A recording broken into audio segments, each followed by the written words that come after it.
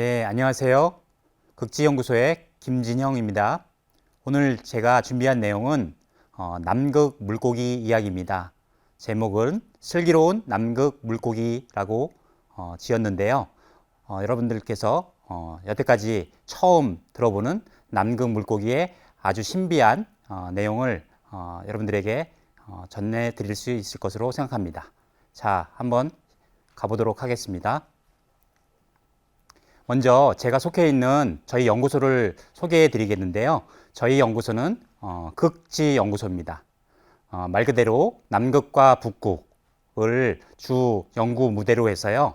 저희 연구소에서는 1988년도에 지은 세종과학기지, 그 다음에 2014년에 새로 지은 장보고 과학기지, 그 다음에 2002년도에 부터 우리가 이용하기 시작한 북극의 다산기지, 세 개의 과학기지를 주 연구 베이스로 삼고요. 그 다음에 세빙선 아라온을 이용해서 국내 유일의 극지를 전문으로 연구하는 국가기관이 되겠습니다. 정보출연연구소라고 해서요.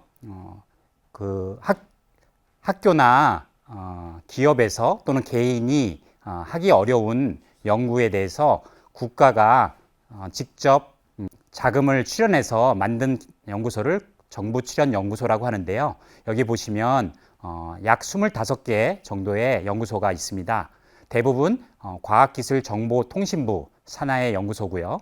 여러분들 잘 아시는 항공우주라든가 또는 재료라든가 심지어 김치연구소까지 다양한 국가 정보연구소가 있고요. 여기 유일하게 해양수산부에 또 속해 있는 연구소가 있는데요. 키오스트라고 해서 한국해양과학기술연구원, 그 다음에 대전에 있는 선박해양 플랜트연구소, 그리고 제가 속해 있는 인천에 있는 극지연구소가 유일하게 해양수산부 산하에 속해 있는 정부출연연구소가 되겠습니다.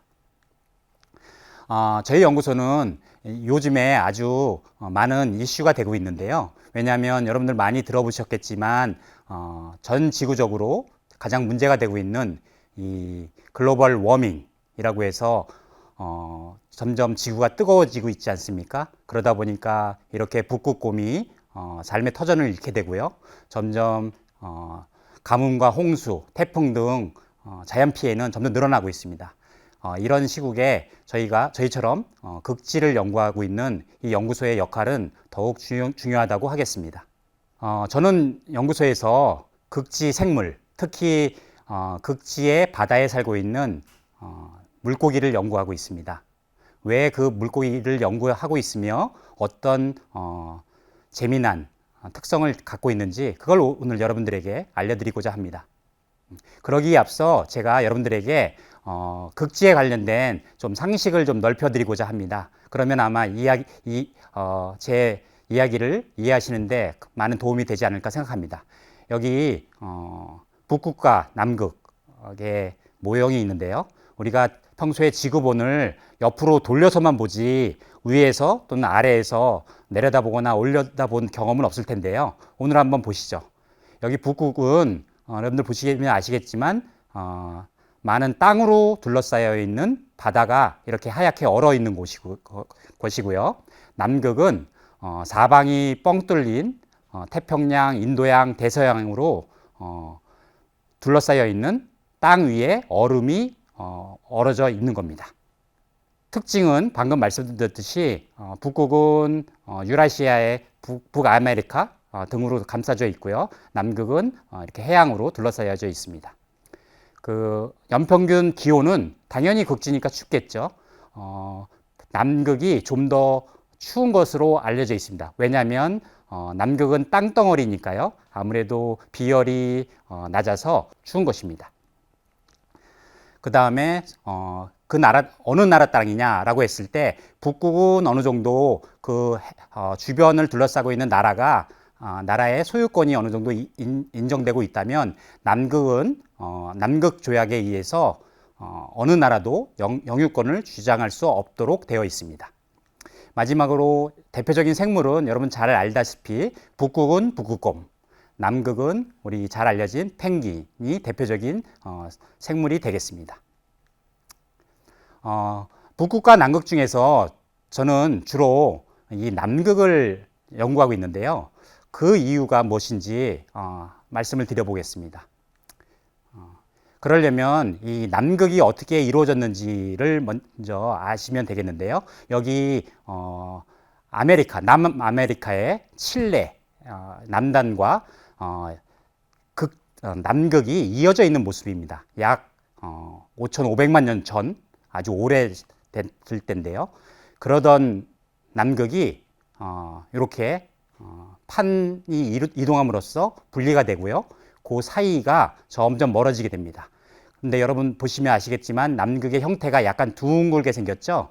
그러다 보니까 자연스럽게 그 주위를 감싸는 해류가 생겼습니다. 그런데 그 해류가 여러분 얼마나 세고 강한가 하면요.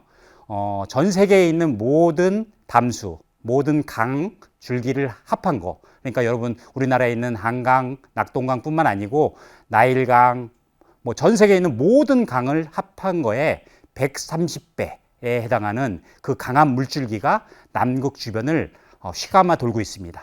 그 얘기는 무엇인가 하니 어떤 남극 생물도 고래를 제외하고는 그 해류를 뚫고 안으로 들어간다거나 또는 밖으로 나올 수가 없는 겁니다. 그 얘기는 남극의 해양 생물은 완전하게 고립되어 있는 것이죠.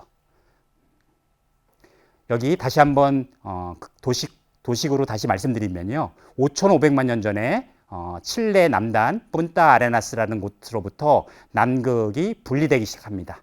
그래서 그 사이로부터 점점 멀어지게 됐고요.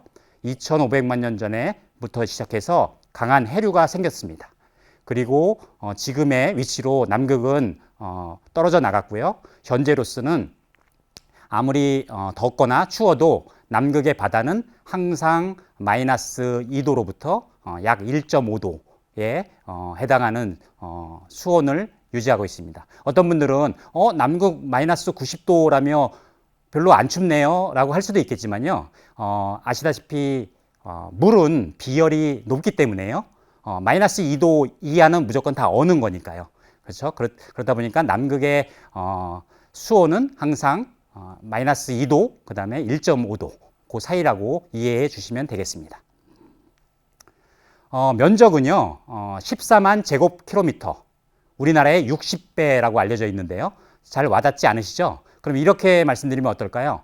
중국 플러스 인도, 그 크기에 해당할 정도로 아주 큰 면적이고요. 이렇게 위에서 내려다보면 땅이 대륙이고요. 그 위에 얼음과 눈이 얼어 있다고 보시면 되겠습니다. 이렇게 눈이 만년설이 내려져 있고요. 이것을 옆에서 보면 이렇게 노랗게 표현된 것이 땅덩어리인데요. 그 위에 눈이 쌓여 있는 것입니다. 보시면 아시겠지만 몇몇 높은 봉우리가 솟아있는 산이라고 보시면 되겠습니다. 평균 두께, 눈이 얼마나 쌓여 있냐? 평균 약 2kg가량이 쌓여 있고요. 최대 두께는 거의 5kg에 해당할 정도로 많은 눈이 쌓여 있습니다. 그러다 보니까 만약에 그 눈이 녹으면 현재 우리 앞바다, 전 세계 모든 해수면이 약 80m까지 상승한다고 합니다. 그러다 보니까 우리가 이렇게 지구가 더워지는 데 있어서 남극이 녹고 있는 것에 대해서 문제를 삼고 있는 것이 되겠습니다. 자, 제가 지금까지 북극과 남극이 어떻게 다른지, 그리고 왜 남극 해양 생물을 연구하는 연구자로서 남극 물고기를 연구하는지 말씀을 드렸습니다. 자, 그렇다면 지금부터 좀 더 남극 물고기에 대해서 본격적으로 알아가 보도록 하겠습니다. 남극 물고기를 왜 연구해야 되냐라고 물으신다면 이렇게 말씀드릴 수 있겠습니다.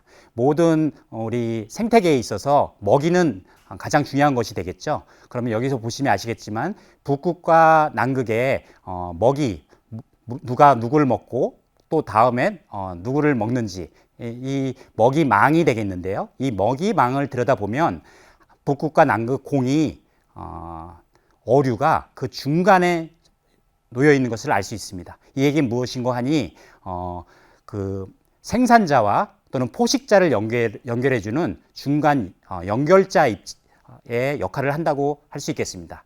그렇다 보니까 그 어류가 만약에 사라진다면 그 연결은 끊어질 것이고 어느 생태계도 살아남지 못할 것입니다.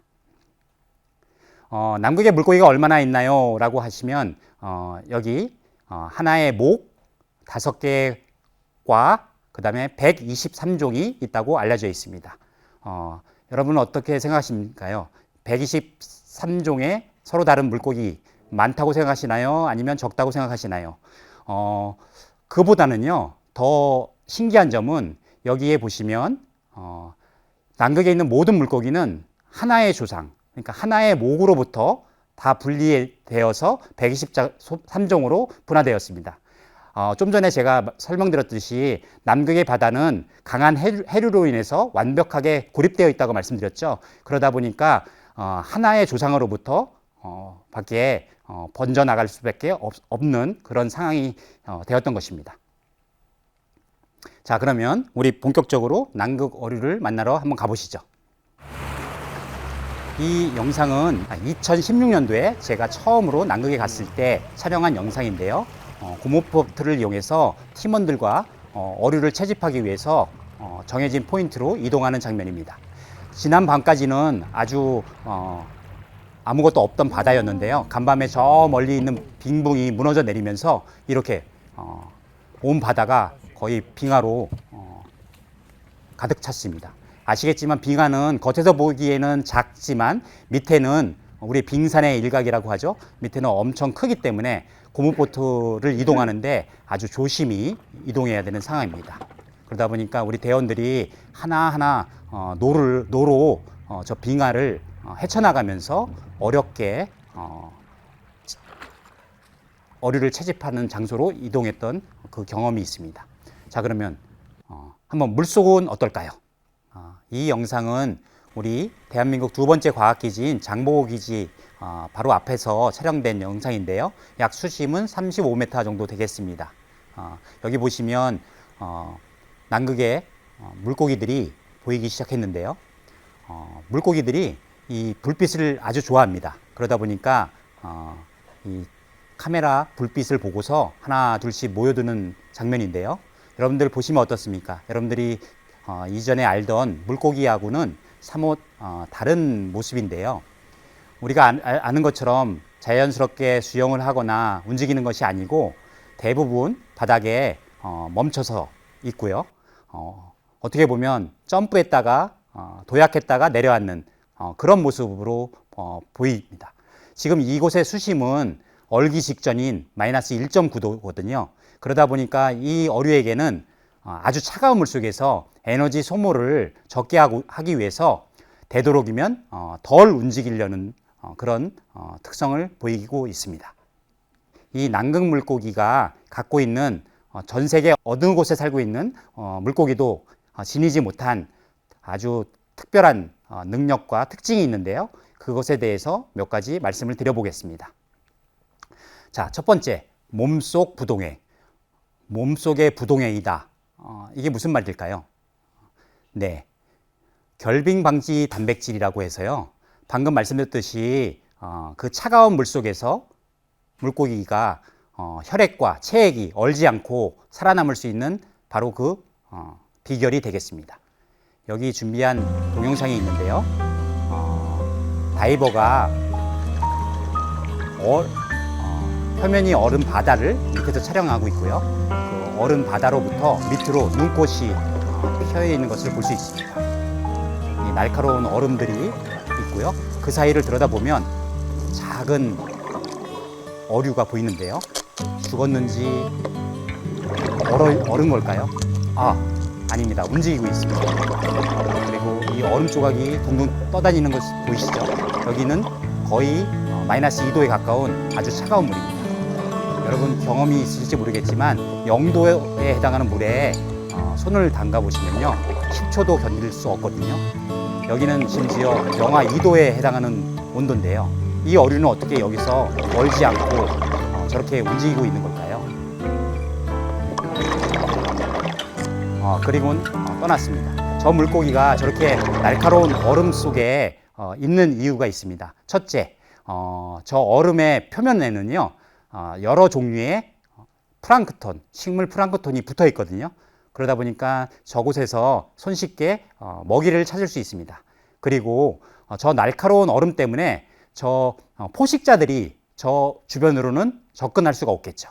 그러다 보니까 저 작은 어류에게는 저곳이 산란터이자 먹이터이자 또 놀이터가 되겠습니다. 그러면 저 체액과 혈액이 얼지 않는 저 비결, 그것이 바로 앞서 말씀드렸듯이 몸속에 있는 결빙방지 단백질이라는 건데요. 자, 그러면 몸속에 있는 결빙방지 단백질이 어떻게 작용하는지 그 원리를 말씀드려 보겠습니다. 그것을 이해하시려면 여러분들이 우리 냉동고에서 어떻게 얼음이 어는지에 대해서 이해하시면 좀 더 쉽게 알 수 있으실 겁니다. 이렇게 무더운 여름날 얼음 녹인 물이 그리운데요. 여러분들이 얼음이 컵에다가 물을 담고 냉동고에 넣으면요. 어느 순간 하나, 둘, 셋 하고 얼음이 만들어지는 게 아닙니다. 먼저 처음에는 얼음 핵이라고 해서 아주 작은 얼음 덩어리가 생기고요. 그 주변으로 다른 얼음 조각이 달라붙어서 점점 우리가 아는 크기의 얼음으로 커지는 것이 되겠습니다. 그런데 우리 이 결빙방지 단백질은요, 처음에 생긴 얼음의 핵의 주변을 감싸버립니다. 그러다 보니까 다음 얼음 조각이 달라붙을 공간이 없어져 버리겠죠. 그래서 결국에는 얼음이 더 이상 커지지 못하는 그게 바로 우리 결빙방지 단백질의 원리가 되겠습니다. 지금까지 남극과 북극 어류에 있어서 약 5종의 결빙방지 단백질이 발견되었습니다. 그리고 저희가 연구팀이 실제 남극 어류의 유전체를 분석해 보니까 맨 위에 보시면 아이스피쉬라고 해서 남극 어류인데요. 다른 밑에 5종의 비남극 어류에는 없는 결빙방지 단백질을 만들어내는 유전자가 지놈에 있는 것을 확인할 수 있었습니다. 그것으로부터 남극 어류는 얼지 않고 체액과 혈액을 얼지 않고 생존할 수 있었던 것입니다. 자, 그러면 그 결빙방지 단백질은 우리와 얼마나 멀리 있는 걸까요? 전혀 그렇지 않습니다. 여러분들이 좋아하시는 저지방 아이스크림, 그 안에 결빙방지 단백질이 들어있다고 하시면 어떠시겠습니까? 갑자기 아이스크림에서 비린내라도 날 것 같으신가요? 그럴 걱정은 없으시고요. 실제로 네덜란드의 다국적 기업에서요, 이 결빙방지 단백질을 저지방 아이스크림을 만드는데 사용하였습니다. 물론 직접 극지 어류에서 추출해서 넣었다는 건 아니고요. 형질 전환이라는 기술을 통해서 유전자를 대장균에 삽입함으로써 대량으로 생산해내서 그것을 저지방 아이스크림을 만드는데 이용하였습니다. 그 정도로 우리 생활에 가까이 와 있는 기술 중에 하나가 되겠습니다. 네, 이 결빙방지 단백질을 이용해서요, 저희 동료인 남극 식물을 연구하는 연구팀에서 개발한 내용을 잠깐 소개해 드리면요. 여기 벼가 있습니다. 우리 밥을 먹어야 되면 벼를 키워야 되겠죠. 일반 벼가 있고요. 결빙방지 단백질을 유전자 삽입한 벼가 있습니다. 여러분 아시겠지만 늦은 봄에 갑자기 냉해 피해를 입게 되고요. 또 이른 가을에 냉해를 입게 되면 벼가 타 죽는 경우가 생기거든요. 그런데 이 결빙방지 단백질을 삽입한 벼는 전혀 냉해에 피해를 입지 않는 아주 강한 생명력을 유지할 수 있습니다. 이 기술은 또 물론 어류에도 적용할 수가 있겠는데요. 2018년도에 국감에서 나온 내용인데요. 갑자기 고수온과 저수온, 특히 다 자라서 이제 출하를 앞둔 우리 아주 비싼 어종들이 갑자기 찾아온 냉수대에 의해서 갑자기 죽는 경우가 생기는데요. 만약에 우리가 저 비싼 어종에게 결빙방지 단백질을 삽입할 수 있다면 아무리 차가운 냉수대가 오더라도 죽지 않고 건강하게 생산을 할 수 있을 겁니다. 물론 여러분 아시겠지만 우리나라는 유전자 변형 어류에 대해서 아직까지 허가가 되진 않았는데요. 기술은 충분히 가능하고 그 다음에 사회적 공감대가 있다면 언제든지 지금도 적용할 수 있는 기술이 되겠습니다. 자, 두 번째, 우리가 일반적으로 말하는 어류는 뼈대에 있다. 하지만 그것은 남극 어류에게는 해당되지 않습니다. 여기 영상을 하나 준비했는데요. 마찬가지로 얼어있는 바다에 우리 대원들이 나가서 구멍을 뚫고요. 바닥에 생물상을 알아보기 위해서 카메라를 내리고 모니터링을 하고 있는 장면입니다. 이곳은 장보고기지 앞바다고요. 수심은 약 100m로 상당히 깊게 되겠습니다. 줄에 로프에 카메라를 매달아서 지금 대원이 손으로 조금씩 내리고 있는데요. 카메라가 빙글빙글 돌아서 여러분들 좀 어지러우실 수 있는데요. 잠시만 기다려 보시죠. 카메라가 점점 내려가서 바닥을 향해 가고 있습니다. 실제로는 오래 걸리는데요. 제가 편의상 약 2배 정도로 속도를 지금 빨리 돌리고 있습니다. 네, 여러 가지 생물이 보여지는데요. 불가사리도 보이고 성게 등도 보입니다. 카메라가 바닥에 닿았네요. 그래서 연구자가 이제 그것을 손으로 느끼고 살짝 아마 잡아당기게 될 겁니다. 네. 카메라 불빛을 보고서 어디선가 벌써 앞서서 말씀드렸듯이 불빛을 좋아하는 우리 남극 물고기들이 하나둘 몰려들기 시작하고 있습니다. 앞서서 봤던 그 물고기인데요. 트레마스 모나스 버나키라고 하는 종이고요. 우리말로 하면 대리석 무늬 암치 정도가 되겠습니다. 서로 너무 많이 몰리다 보니까 서로 싸우기도 하고 그런 장면이 보이는데요. 어떻습니까? 여러분들이 생각하는 것만큼 남극의 바닷속이 그렇게 황폐하거나 외로워 보이진 않지 않습니까? 어류들도 많고 많은 생물체들이 다양하게 존재하는 것을 알 수 있습니다. 일단 여기서는 저 어류의 모습을 한번 주의 있게 봐주십시오. 앞서 말씀드렸듯이 에너지 소모를 줄이고자 주로 바다에 붙어서 거의 움직이지 않는 특성을 갖고 있는데요. 불빛이 너무 좋다 보니까 지금 카메라 불빛을 보고 계속 따라오고 있습니다. 이제 어느 정도 모니터링을 마치고 대원들이 카메라를 잡아당겨서 회수하려고 하는데요. 그 불빛을 쫓아서 계속 카메라를 향해서 쫓아오는 어류들을 계속 보실 수 있을 겁니다. 그런데 안타깝게도 이 남극의 물고기에게는요 불에라는 게 없습니다. 불에가 무엇인가 하면요 일종의 공기 주머니인데요. 거기다 공기를 넣음으로써 힘들이지 않고 아주 편하게 중성 부력을 만들어서 헤엄을 칠 수 있는 건데요. 그 중요한 기관이 남극 어류에게는 없습니다.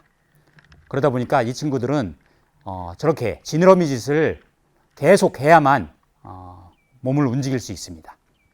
그렇게 하다가 지쳐서 지느러미 짓을 멈추고 나면 바로 가라앉는 것을 볼 수 있습니다. 그 중요한 기관인 불에는 왜 남극 어류에게서는 없어졌을까요? 앞서서 말씀드렸듯이 차가운 물 속에서 움직이는 것 자체가 에너지 소모가 너무 많기 때문에요. 아예 바닥에 사는 것으로서 진화했고, 그럼에도 불구하고 먹이를 찾아 이동하고 짝을 찾아 이동하려면 움직여야 되지 않겠습니까? 그러다 보니까 남극 어류는 불에가 없는 대신에 자기의 몸을 연골화시키는 방향으로 진화를 했습니다. 연골이라고 하면 뼈에 구멍이 숭숭 뚫려져 있는 거죠. 여기 보시면 위에 남극 어류고요. 밑에 남극 어류가 아닌데요. 특수한 염색 시약을 이용해서 뼈는 빨갛게, 그 다음에 연골은 파랗게 염색할 수 있는 방법이 있습니다. 그 기술을 이용해서 실제로 염색을 해본 결과인데요. 보시면 여기 주둥이 부분, 그 다음에 이빨, 그 다음에 아가미 덮개, 그리고 꼬리에 이르기까지 남극 어류에는 전반적으로 많은 파란색을 보실 수 있을 겁니다. 그에 반면에 일반적인 비극지 어류는 전체에 걸쳐서 다 뼈로 빨간색으로 쌓여 있죠. 그러면 그 연고라 됐다는 것은 우리 사람들로 치면 무엇일까요? 바로 여러분들 우리 나이 먹은 우리 노인들에게서 문제가 되는 골다공증, 바로 그게 연고라에 진행된 양상이 되겠습니다. 그렇습니다. 우리 남극 어류는 안타깝게도 골다공증을 앓고 있는 건데요. 그럼에도 불구하고 수천만 년 동안 생식하고 산란하고 성장하는데 아무 문제 없이 잘 생존해 왔습니다. 그래서 저희 연구진은 저 남극 어류의 골 형성 메커니즘을 통해서 어쩌면 골다공증 치료제 개발에 실마리를 찾을 수 있지 않을까 기대하고 있습니다. 자, 다음으로는 우리 누구나 다 아는 당연한 명제, 피는 물보다 진하다라는 이 명제인데요. 역시 남극 어류에게는 통하지 않습니다. 피는 물처럼 투명하다. 왼쪽에 보시면 일반적으로 물고기의 우리가 아는 혈액이고요. 오른쪽이 남극 어류의 혈액이 되겠습니다. 일반적으로 우리가 혈액이 빨간 것은 여기 오른쪽에 보시는 햄이라는 구조 때문인데요. 이 햄 구조는 가운데에 철이 위치하고 있습니다. 철은 산화되면 빨간색을 띠거든요. 그래서 우리의 혈액, 그 다음에 동물의 혈액이 빨간색을 띠는 것이 되겠습니다. 여기 보시면 남극 어류 한 종의 모습인데요. 제가 2017년도에 저희 팀에서 처음으로 낚시를 통해서 채집한 어종입니다. 보시면 주둥이가 상당히 길고요. 그 다음에 여러분들이 익히 아시는 모습과는 사뭇 다를 텐데요. 제가 주목해 봐 주십사 하는 내용은 이 어류의 혈색입니다. 입안은 하얗고요. 그 다음에 전체적으로 낯빛이 상당히 투명하고 하얗습니다. 그 혈액이 투명한 이유일 겁니다. 제가 이 어류를 채집해서 어떻게 연구 목적으로 귀중하게 사용할까 고민 끝에 하나의 개체를 가지고 할 수 있는 최선의 방법을 찾고자 홀지놈 시퀀싱이라는 것을 유전체를 밝히는 연구를 수행하고자 해부를 진행하고자 했습니다. 그래서 정해진 동물 윤리 보호 규정에 의거해서 안락사를 시키고요. 제가 직접 각 조직별로 해부를 시작했습니다. 저에게도 많은 어류를 해부해 본 저에게도 아주 특별한 경험이었는데요. 여기 보시면 해부를 마치고 각 장기를 적출해낸 이후의 모습입니다. 물로 씻은 거 절대 아니고요. 실제로 현재 해부를 마친 건데 어디에도 붉은색을 볼 수는 없습니다. 붉은색이라고 하면은 저 위쪽에 먹다 남은 크릴 내 잔해가 그나마 붉은색을 띠고 있고요. 이 아래쪽에 보시면 아주 연분홍빛을 띤 심장의 모습인데요. 그나마 심장에서 약간 선홍색의 붉은빛을 확인할 수 있을 겁니다. 일반적으로 우리가 알고 있는 일반 어류는 이 왼쪽에 보시다시피 아까 말씀드렸던 철을 갖고 있는 햄 구조가 4개, 하나의 세포에 4개씩 갖고 있습니다. 그런데 우측에 보시면 이 남극 어류는 그 햄 구조를 단 하나만 갖고 있습니다. 그러다 보니까 당연히 철이 부족하고요. 말 그대로 철이 덜 든 거죠. 그러다 보니까 혈액이 붉은색이 아닌 투명한 혈액의 모습을 보이게 되는 것입니다. 전 세계에 있는 모든 척추동물 중에서 유일하게 남극 어류만이 갖고 있는 특징이 되겠습니다. 저희가 또 유전체 상으로서 또 확인을 해봤는데요. 맨 위에 보시면 남극 어류의 모습이고 아래 5개는 일반 어류의 모습입니다. 이 혈액의 행성과 관련되어 있는 글로불린이라고 하는 유전자가 남극 어류에서는 결여되어 있는 것을 확인할 수 있었습니다. 자, 그러면 이 헤모글로빈의 부족, 철의 부족은 우리 인간으로 치면 무엇일까요? 여러분 잘 아시다시피 빈혈이 되겠습니다. 우리 남극 어류는 골다공증에 이어 빈혈까지도 앓고 있는 그런 상태인데요. 그럼에도 불구하고 역시나 수천만 년 동안 잘 살아남았죠.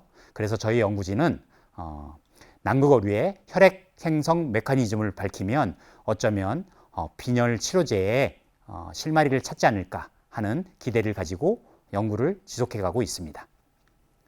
마지막으로 또 하나의 남극어류의 가치, 당연히 어류니까요. 여러분들 아시는 우리의 중요한 먹거리가 될 것입니다. 여기 저희 국제 협력을 하고 있는 다른 나라 연구진들이 보내준 영상인데요. 역시나 바다 위에 나가서 구멍을 뚫고 그 위에 텐트를 치고 낚시를 하는 장면인데요. 그 특이하게도 저 낚싯줄이 일반 낚싯줄이 아니고 철선이 되겠습니다. 건장한 청년이 지금 아주 보기에도 커다란 물고기를 낚아 올리는 장면인데요. 혼자서 끌어올리기도 벅찰 정도로 상당히 큰 대형 어종입니다. 그래서 채집한 후에 이렇게 관처럼 생긴 곳에다가 옮겨서 실내로 가져가서 다양한 연구를 수행할 목적으로 지금 채집하고 있는 모습이고요. 당연히 무게가 얼마나 나가는지 궁금하겠죠? 저울에 올려놓고 재보면 약 100kg에 해당될 정도로 아주 거대한 어종입니다. 지금 연구를 마치고 다시 바다로 돌려보내고 있는 연구진의 모습이 되겠습니다. 이 물고기가 바로 여러분들 아주 비싼 횟집에 가면 맛만 보세요 라고 주는 메로라고 알려진 어종이 되겠습니다. 공식 명칭은 남극 이빨고기라고 합니다. 아주 비싸고요. 맛이 좋기로 알려져 있습니다. 여러분들 무언가를 우리가 키워야 한다면 그건 어류여야 됩니다. 왜 그런지 잠시 말씀드려 볼게요. 오른쪽에 보시면 여기 피자가 한 조각이 있는데요. 이 피자를 우리 전 세계 인구로 나눠 먹는다고 해볼게요. 100명이 전 세계 인구가 100명이라고 했을 때 약 15명 정도는 과체중입니다. 그죠? 그리고 약 30명 정도는 언제든지 음식을 먹을 수 있는 바로 여러분과 저처럼 우리가 되겠습니다. 약 45명 정도는 그런 상태이고요. 풍족한 상태이고요. 약 20명 정도는 영양실조입니다. 그리고 매일 한 명꼴로 먹을 게 없어서 죽고 있습니다. 그리고 나머지 50% 정도는요. 내가 먹고 싶을 때 언제든지 먹을 식량을 구할 수 없거나 또는 때로는 굶주리는 그런 인구가 전 세계의 50%가 되겠습니다. 이게 미래의 얘기가 아니고요. 지금 우리 현실의 얘기입니다. 그 부족한 식량을 어떻게 마련해야 될지 우리 인류가 갖고 있는 하나의 큰 숙제인데요. 그것을 해결하는 방법은 바로 무언가를 키워내는 양식이 될 것입니다.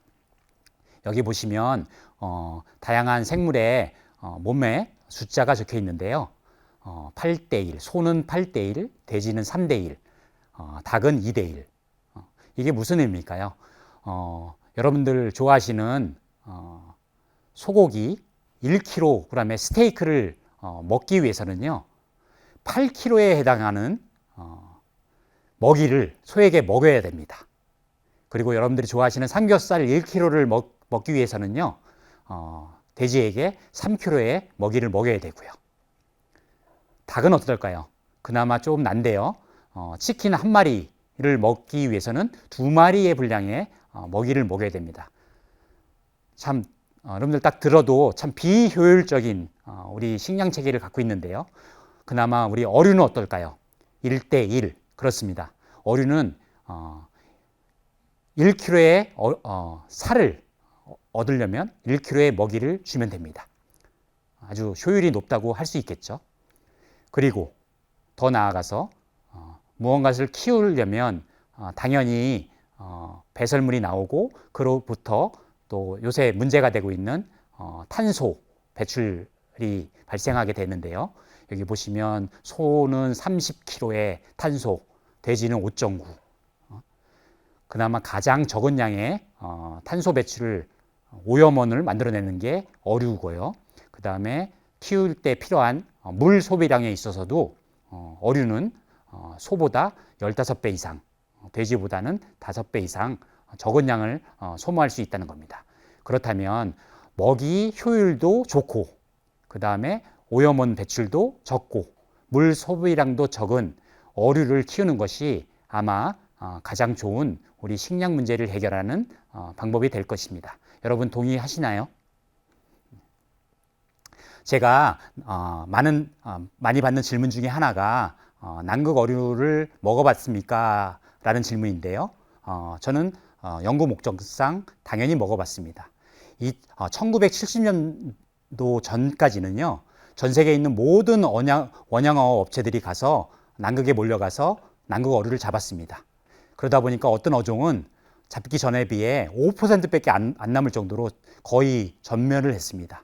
그래서 1970년도 이후에는 남극 조약에 의해서 아까 보여드린 남극 이빨고기, 메로하고 여러분 잘 아시는 크릴만 제외하고는 어느 어종도 잡을 수 없도록 규정하고 있는데요. 그럼에도 불구하고 지금 60년이 지났지만 아직도 자원량은 회복되지 못했습니다.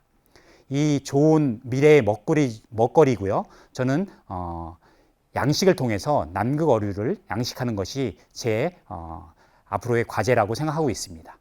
실제로 이 남극 어류를 대상으로 여러분들 잘 아시는 불포화 지방산 중에 하나인 DHA와 EPA의 함량을 조사해 봤는데요. 다른 어느 알려진 종보다 월등히 많은 양의 영양이 있는 것을 확인할 수 있었고요. 우리 눈에 좋은 비타민 A도 수십 배 이상 많이 들어있는 것도 확인할 수 있었습니다. 그렇다면 맛도 좋고 영양도 있는 남극 어류는 하나의 좋은 미래의 수산 자원임은 당연할 것입니다.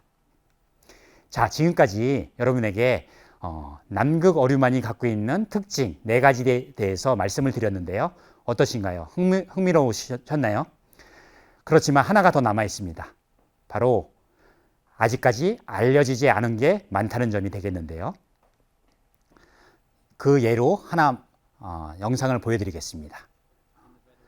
남극의 요 표시된 부분에서 촬영된 영상인데요. 독일의 극지연구소 팀이 심해에서 재작년에 촬영한 영상입니다.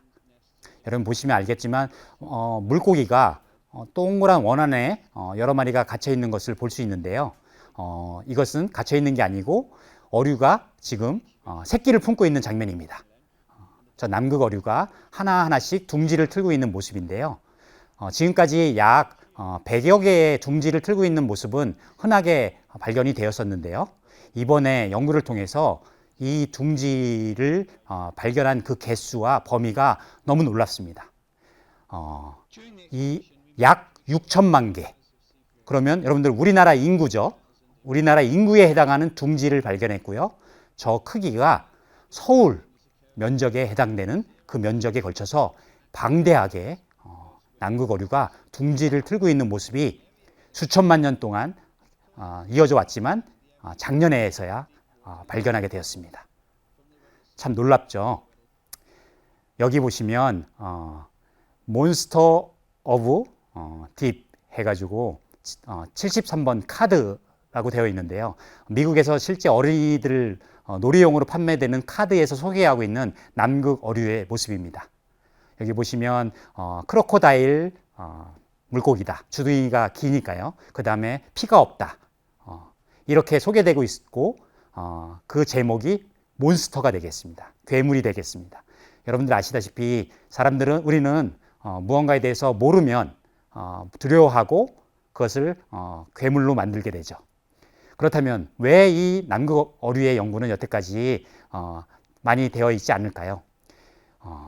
그것은 당연하게도 이 중대형 이상의 크기를 갖고 있는 남극 어류를 연구하려면 특별한 시설, 아쿠아리움이 필요하기 때문입니다.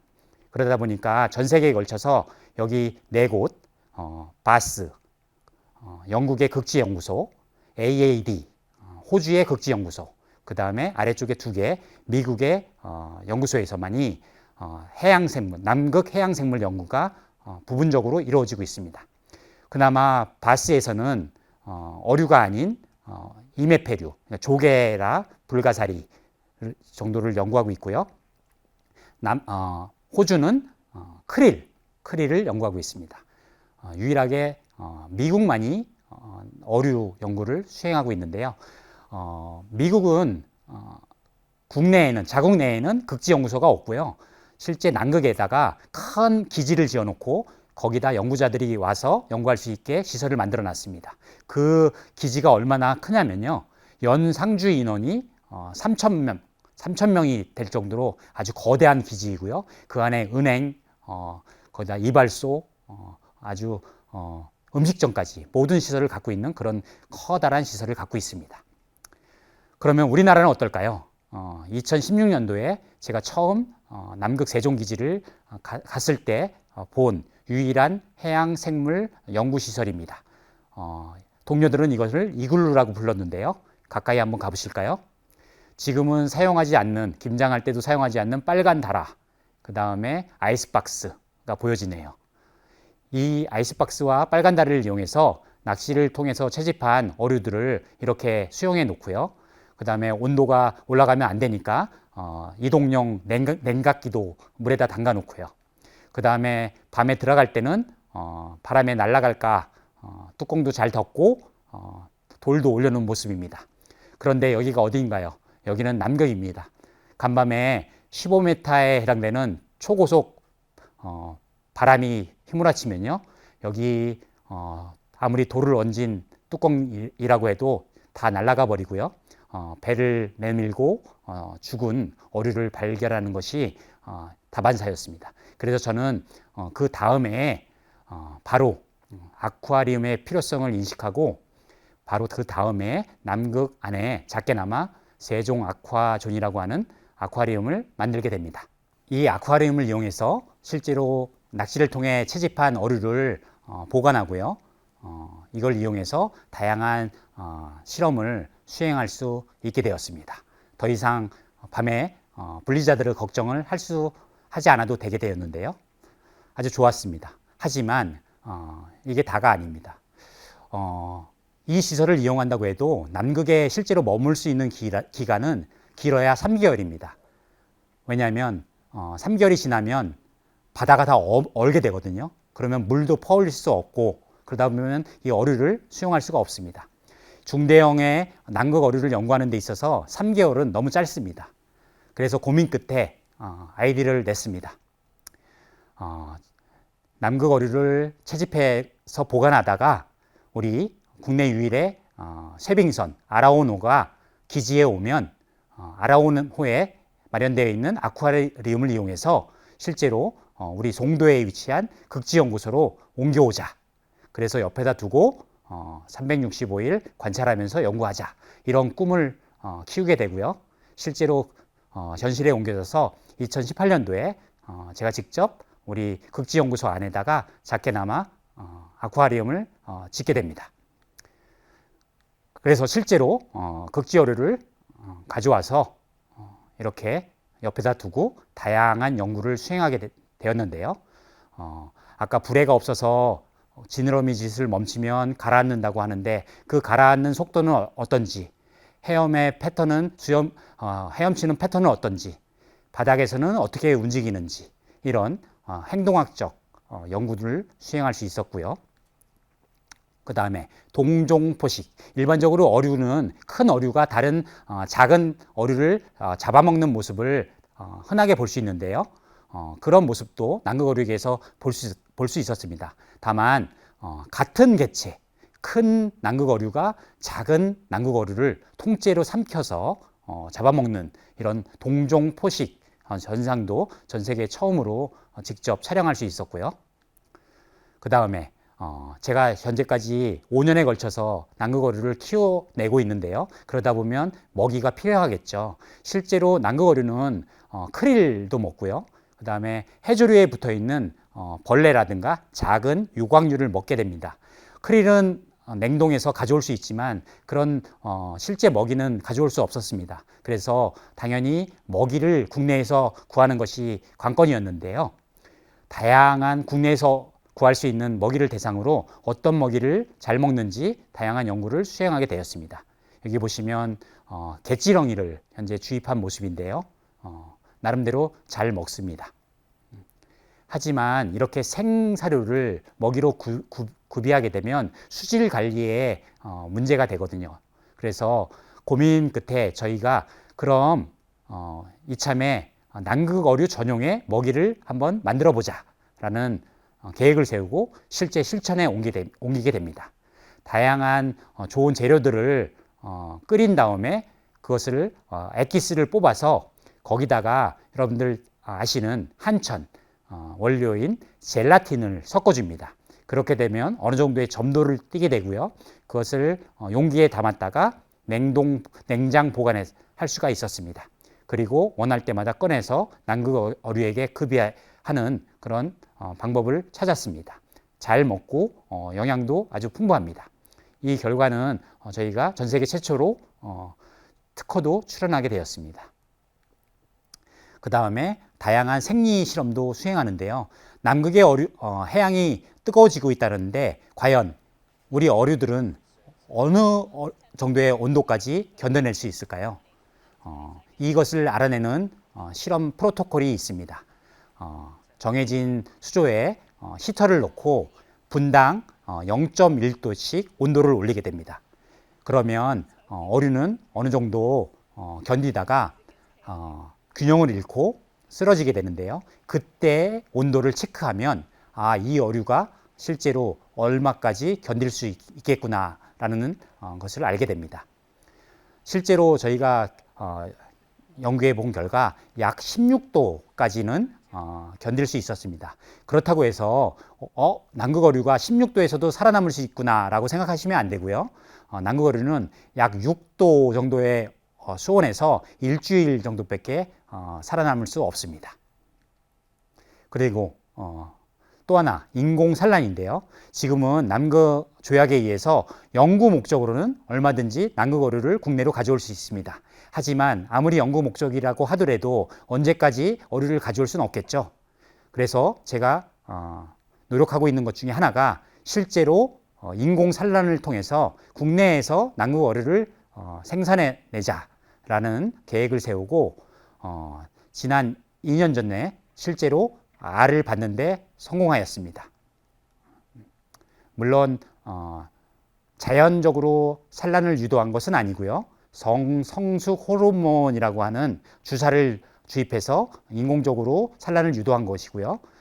여기 보시면 아주 많은 개체의 알을 낳는 것을 볼 수 있겠습니다. 확인해 본 결과 약 7,000개 정도의 알을 낳는 것을 확인해 볼 수 있었습니다. 하지만 안타깝게도 이 당시에 실제 수정을 해볼 수는 없었는데요. 왜냐하면 남아있는 어류 중에 수컷을 찾을 수가 없었습니다. 안타깝게도. 하지만 여기서 포기할 수는 없었죠. 그 다음에 비로소 인공 수정을 했고요. 여기 보시면 매일매일 사진을 찍어서 이렇게 요 단계까지 약 2달 정도까지 발생이 진행되는 것을 확인할 수 있었습니다. 하지만 안타깝게도 저희 시설에 문제가 생기는 바람에 실제로 부화에 성공하지 못했는데요. 연구 결과에 의하면 이 실제로 부화하는 데까지 걸리는 시간이 6개월이라고 합니다. 여러분이 아시는 우리 넙치라든가 우럭 대부분의 어류는 길어야 2주면 부화할 수 있는데요. 남극 어류는 6개월 이상을 매일 관찰하고 유지를 해줘야 됩니다. 어쩌면 왜 이 남극 어류 연구가 안 되어 있는지 알 수 있는 하나의 바로미터이지 않을까 생각합니다. 자, 마지막으로 현장에서도 연구를 수행하는데요. 여기 보시면 제가 직접 조립한 수중 드론이 되겠습니다. 이 드론을 이용해서 실제로 보트를 타고 바다에 나가서 바다에서 실제로 남극 어류는 어디에 서식하고 있고 어떤 생활 패턴을 보이는지 현장에서 모니터링하는 연구도 수행하고 있습니다. 자, 지금까지 다양한 남극 어류의 연구에 대해서 소개해 드렸는데요. 요약해 보겠습니다. 저는 남극 우리 세종과학기지와 장보고기지 두 곳의 과학기지를 이용해서 각각의 기지에서 중요하게 생각되는 어류를 선정해서 채집을 하고요. 그 채집된 어류를 우리 세빙선 아라온을 통해서 국내로 가져와서 실제로 키우면서 다양한 연구를 수행하고 있습니다. 그 연구는 실제 양식 어종으로서의 가치를 밝히는 연구, 또 수산 자원으로서 어떻게 하면 잘 키워낼 수 있을지를 밝히는 연구, 그리고 앞서 말씀드렸듯이 골다공증이라든가 빈혈이라든가 각종 질병에 대해서 양리 후보 물질을 찾으려는 연구를 수행해 오고 있습니다. 자, 여기까지 다양한 말씀을 드렸는데요. 여기 보시면 슬기로운 남극 물고기라고 해서 재작년에 제가 직접 지은 책인데요. 저희는 국가 연구기관이기 때문에 이 책을 아무리 많이 팔린다고 해서 그 인세가 개인에게 오는 건 아니고요.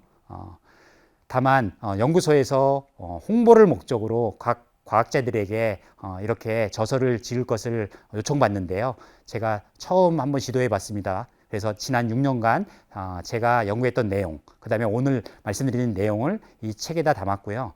어려웠지만 열심히 작성하다 보니까 이 책이 작년에 세종 과학도서에 선정되었습니다. 세종 과학도서라고 하면 우리 1년에 약 6만 권의 책이 우리나라에서 출판이 된다고 하네요. 그 중에서 약 500권 정도를 나라에서 선정해서 선정된 도서를 우리 무상으로 전국에 있는 초중고 고등학교에 배포해주는 그런 프로그램이 있답니다. 거기에 선정돼서 우리 출판사 대표님께서 아주 좋아하셨다는 일화가 있는데요.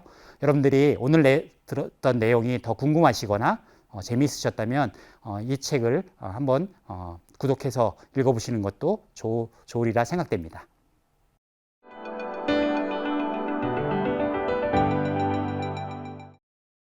자, 지금까지 제가 준비한 내용 말씀드렸고요. 수요일엔 바닥 톡톡 우리 질문 Q&A 시간을 한번 가져보도록 하겠습니다. 제가 이러한 강연을 여기저기에서 여러 번 해봤는데요. 그때마다 제가 받는 질문 약 3가지를 한번 뽑아봤습니다. 하나씩 보실까요? 첫 번째는 국내 최초의 극지어류 연구자로서 가장 어려운 점은 무엇인가요? 라는 질문인데요. 네, 맞습니다. 저희 극지연구소가 극지 연구를 시작한 지 거의 40년 정도가 됐거든요. 제가 연구소에 온 지 7년이 됐으니까 거의 33년 정도 지나고 나서야 극지어류를 전문으로 연구하는 저 같은 연구자가 이제 극지연구소에서 일하게 되었는데요. 그러다 보니까 제가 하는 모든 것이 다 처음입니다. 하지만 제가 선배들이 해놓은 어떤 연구 결과도 없고요. 그 다음에 어떤 책을 찾아도 레퍼런스를 찾을 수 있는 게 없습니다. 그러다 보니까 매일 맨땅에 헤딩하는 그런 심정으로 임하고 있는데요. 그러다 보니까 어려움이 많습니다. 하지만 그럼에도 불구하고 제가 하고 있는 모든 것이 우리나라의 최초이고, 그 다음에 제가 하는 이런 연구의 성과가 저 이후로 앞으로 극지어류를 연구하고자 하는 우리 젊은 세대들에게 좋은 선행 연구 또는 참고사항이 될 수 있다는 그런 점을 가지고 열심히 임하고 있습니다. 두 번째 질문입니다. 극지어류를 연구하게 된 계기와 앞으로의 연구 계획을 묻는 질문인데요. 저는 처음부터 극지어류를 연구해야지 하고 맘먹지 않았습니다. 국내에서 그런 전공도 없고요.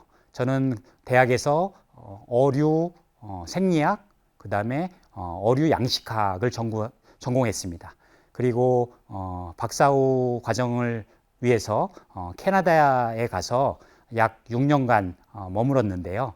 거기서 머물고 국내로 돌아올 무렵에 저에게 극지어류라는 극지연구소라는 곳이 있다는 것을 알게 되었고, 그곳에서 극지어류를 연구하는 사람을 찾고 있다는 그런 소식을 알게 되고요. 그때서부터 저는 극지어류가 어떤 것인지 좀 찾아봤고, 그리고 극지라는 그런 막연한, 그렇지만 어떤 마음속 울림에 의해서 지원하게 됐습니다. 그리고 마침내 극지 어류를 연구하는 최초의 연구자가 됐는데요. 앞으로 저는 앞서서 말씀드렸지만 국내로 들여오는 남극 어류를 가지고 아주 작은 개체지만 인공 수정을 통해서 여러 마리의 극지 어류를 실제로 부화를 통해서 만들어내고 그것을 통해서 다양한 생리 실험을 수행하고 더 나아가서 미래의 수산자원으로서의 가치를 찾을 수 있는 그런 연구를 꾸준히 해나갈 계획을 갖고 있습니다. 자, 마지막으로 극지 해양생물 연구자로서 특별히 갖춰야 할 덕목은 무엇인가요? 네, 특별할 것은 없습니다. 여러분들이 어느 누구나 앞으로 극지 생물, 극지 해양생물 연구를 하고 싶다면 누구나 될 수 있습니다. 가장 중요한 것은 극지, 아무도 가보지 않은 곳, 그곳에 대해서 두려움보다는 희망, 그 다음에 열정, 포기하지 않고 계속 해내고자 하는 그런 열정을 갖는 것이 가장 중요하다고 생각합니다. 저도 아무것도 없는 상태에서 시작된 극지 어류 연구이지만요, 저도 포기하지 않고 끝까지 열정을 이어나가고자 하고 있습니다. 자, 여기까지 오늘 준비한 내용 말씀드렸고요. 긴 시간 함께 해주셔서 감사합니다. 앞으로도 남극 어류 연구, 제가 매스컴이나 아니면 다른 어떤 강연에서 또 이후의 내용이 어떻게 될지, 과연 극지연구소의 김진영 박사는 남극 어류 인공 부화에 성공했을지 계속 후속 결과를 말씀드릴 테니까요. 여러분들도 많이 응원해 주시고 관심 가져주시기 바랍니다. 자, 감사합니다.